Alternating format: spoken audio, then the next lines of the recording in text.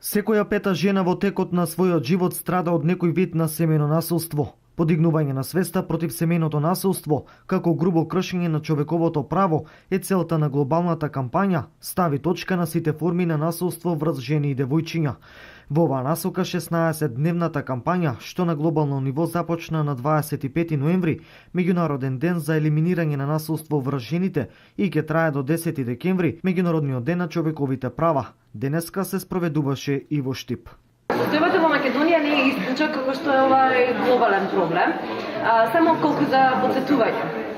15,5 милиони жени во светот во следниве 15 години, доколку не превземеме нешто, ќе бидат омажени без нивна желба по присила. Статистики покажуваат дека ако нешто во моментов не се презема до 2086 година во одредени рурални средини во Африка, девојчињата ќе немаат воопшто пристап до средно образование.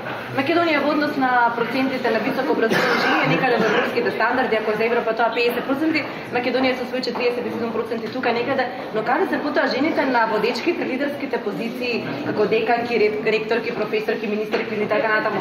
Од полето на политиката само 4 градоначалнички во земјава од 81 општина. Министерки исто така.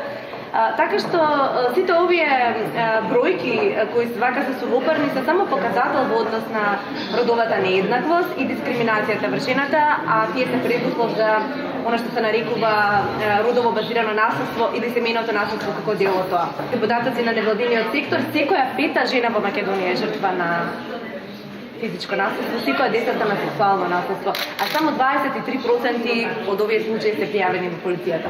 Тоа значи дека се уште е проблем кој за жал се чува во приватната сфера, од черкиче, меѓу 4 зида, а е проблем кој се однесува на функционирањето не само на семејството, туку на функционирањето на целата система. Решавањето на проблемот со семено насилство е комплексно. Често жртвите на насилство не знаат каде да се обратат за помош. Клучните фактори поради решавање на овој проблем е срамот од најблиските, стравот и недовербата на институциите.